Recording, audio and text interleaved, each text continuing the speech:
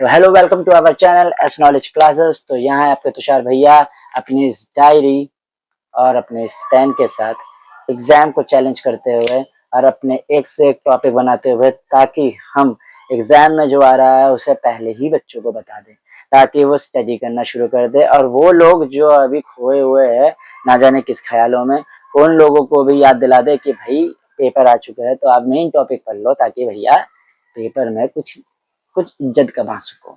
तो उनके लिए लेकर आया हूं मैं फिर से अपने एक न्यू वीडियो। एसएसटी के जो है अभी वीडियो जो है एसएसटी का जो है अभी पेपर आने वाला है क्लास 10th का। तो वो लोग अवेयर हो जाइए, जाग जाइए, नींद से जाग जाइए और शुरू हो जाते हैं हम अपने टॉपिक पे। देन यहाँ टॉपिक्स मैं करता जा रहा हूँ और मैंने करवाया है, अपने वीडियो में देखा होगा आपने। देन टॉपिक्स भी है, इंपॉर्टेंट क्वेश्चंस भी है। अभी हम इंपॉर्टेंट क्वेश्चन पे काम कर रहे हैं। तो सबसे पहला एक इंपॉर्टेंट क्वेश्चन उठाते हैं जो प्रीवियस ईयर के पेपर में भी आ चुका है, और मुझे लगता है इस साल के प्रीवियस ईयर के अंदर भी वो गोल गोल घुमा घुमा के ऐसे करके अब तक फेंकने वाला है। तो इसलिए भैया हम अवेयर यहाँ पर पहला क्वेश्चन करते हैं। क्वेश्चन है, आप यहाँ पर साइड में देख सकते हैं, मैं रीड करता हूँ। Democracy stands much superior to any other form of the government in promoting dignity and freedom of the individual. भाई डेमोक्रेसी किसी भी इंडिविजुअल को डिग्निटी दिलाता है, फ्रीडम दिलाता है, और एक गवर्नमेंट से ज्यादा अच्छा वर्क कर रहा है। एक डेमोक्रेसी को अगर देखा जाए तो वो ज्यादा सुपीरियर है एक गवर्नमेंट से। तो क्या ये बात सच है? तो जस्टिफाई कीजिए इस बात को, अगर ये सच है तो। जैसे हम जानते हैं कि डेमोक्रेसी एक देश के अंदर होना बहुत ज्यादा जरूरी है, क्योंकि अगर डेमोक्रेसी रहेगी तो एक व्यक्ति फ्रीडम, इक्वालिटी एंड अपने the freedom to speech and जो जितने फंडामेंटल राइट्स है वो सारे राइट्स वो उसके साथ जीता है। तो वो उस व्यक्ति को एक अलग से इंडिविजुअल पहचान मिलती है। ठीक है, अब ये जो चीज है ये एक सुपीरियर है टू गवर्नमेंट। गवर्नमेंट आती जाती रहती है, लोग अपने अपने, हर गवर्नमेंट अपने अपने मैनिफेस्टो लेकर आता है, कुछ ये कर देंगे वो कर देंगे। ठीक है, करते तो नहीं है भाई, लेकिन डेमोक्रेसी ज्यों का त्यों रहता है। वो राइट, वो इक्वालिटी, वो फ्रीडम वो बदलते नहीं है, वो सेम टू सेम रहता है। तो वो वैसे देखा जाए तो वो ज्यादा सुपीरियर है। पर इसे जस्टिफाई कैसे करें? ये एक 5 नंबर का क्वेश्चन बना था, इसका मतलब इसमें 5 पॉइंट तो एटलीस्ट लिखने चाहिए, ताकि हमारा जो क्वेश्चन का जो आंसर है वो बहुत ही ज्यादा अच्छा और इफेक्टिव एंड अट्रैक्टिव देखें। मैं आई कैचिंग बनाने के लिए मैं इसे पॉइंट वाइज ही कहूंगा। आप मेरे जितने भी वीडियो देखते हो, चाहे वो साइंस का हो या एसएसटी का हो, वो हमेशा आपको पॉइंट वाइज ही दिखता है। पैराग्राफ से भैया बहुत ज्यादा परेशानी होती है, कहाँ क्या पॉइंट लिखा हुआ है। पर पॉइंट वाइज से, सिर्फ पॉइंट से ही व्यक्ति को बहुत ही ज्यादा अच्छा लगता है उस आंसर को समझने में। पूरे पढ़ने से ज्यादा वो पॉइंट वाइज सबटाइटल, टाइटल उसको पढ़कर वो ज्यादा अच्छे से आपको मार्क्स दे सकता है।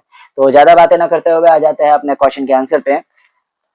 देन यहाँ पर सबसे पहला है रूल ऑफ लॉ। मतलब ये जो है एक सरकार की तरह को मैनिफेस्टो लेकर नहीं आता, यहाँ पर एक नियम है और वो एक ही नियम है और वो नियम बदलते नहीं है। तो यहाँ पर डेमोक्रेसी जो है वो इंश्योर करता है कि आपको जो भी चीज है, आप एक इंडिविजुअल के अंदर सारी पावर मिलेगी, जो एक पावर डेमोक्रेटिक कंट्री को मिल रही थी या जो आपके संविधान के अंदर लिखा पड़ा है, कॉन्स्टिट्यूशन में है, वैसी सारी पावर आपको मिलेगी। तो एक इंडिविजुअल्स के राइट, उसके पावर्स, इस सबको वो सेफ करती है और इंश्योर करती है।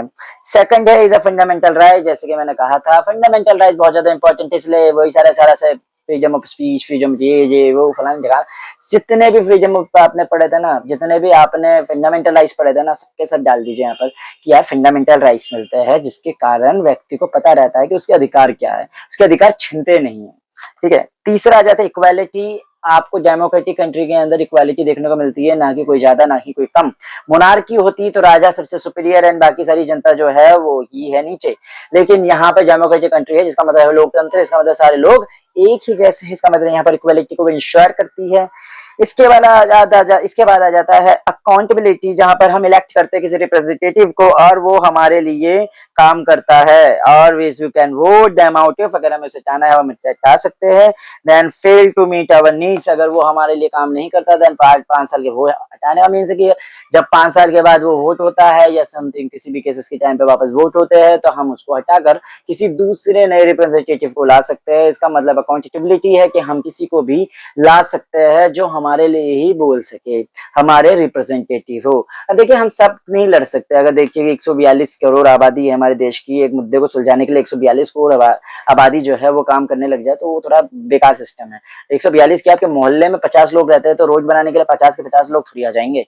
तो वहां पर आप जानते हो उसमें कितनी ज्यादा प्रॉब्लम फेस होगी, वो रोड बनेगी ही नहीं। ठीक है, अच्छे तरीके से। इसलिए हम अपने रिप्रेजेंटेटिव को करते हैं, एमएलए को, मेयर को, अपने सीएम को, पीएम को इलेक्ट करते हैं ताकि वो हमारे लिए फैसला ले, ठीक है, हम जनता के लिए फैसला ले। लेकिन अगर वो सही तरीके से काम नहीं कर रहा तो फिर हम उसको रिप्लेस करके किसी दूसरे को लाने की क्षमता भी रखते हैं। इसके बाद आ जाता है conflict resolution. Then conflict resolution is provide the mechanism for the peaceful conflict resolution and through evidence negotiation and judicial process, then the process which uphold human dignity. अब यहाँ पर अगर देखा जाता है तो हमारे ये आ जाता है conflict resolution के resolution के साथ हम क्या है कि हम कोर्ट का दरवाजा खटखटा सकते हैं, अपने हर बात को सुलझा सकते हैं, नेगोशिएशन हो सकता है। देन यहाँ पर हर व्यक्ति को किसी से अगर कोई इशू है तो कोई लड़ने झगड़ने की बात नहीं है, नॉर्मल हमारे लिए एक जुडिशरी भी है जो इस चीज को सॉल्व करती है। एक डेमोक्रेटिक कंट्री के अंदर यहाँ जुडिशरी सिस्टम है जो सारे लोगों के पक्ष की बात सुनती है, नेगोशिएशन करती है, बातें करती है और फाइनली किसी जो संविधान के हिसाब से एक फैसला सुनाती है। देन यहाँ पर ये क्वेश्चन हो जाता है खत्म और आपका काम हो जाता है शुरू, जो हमेशा मैं कहता हूँ प्लीज लाइक करें, कमेंट करें, शेयर कर दीजिए उन सबको जिन्होंने अभी तक एसएसटी की किताबें नहीं खोली है, उनको ये शेयर कर दीजिए ताकि वो कम से कम पेपर के एट लास्ट कुछ क्वेश्चंस हैंडल करे जो आपके भैया बता रहे हैं, ताकि कम से कम उनके पेपर में ठीक ठाक नंबर से ज्यादा नंबर आ ही जाए जितना उन्होंने सोची नहीं थी। एंड सब्सक्राइब कीजिए मेरे चैनल को एंड बेल आइकन को दबा दीजिए एंड बेस्ट ऑफ लक।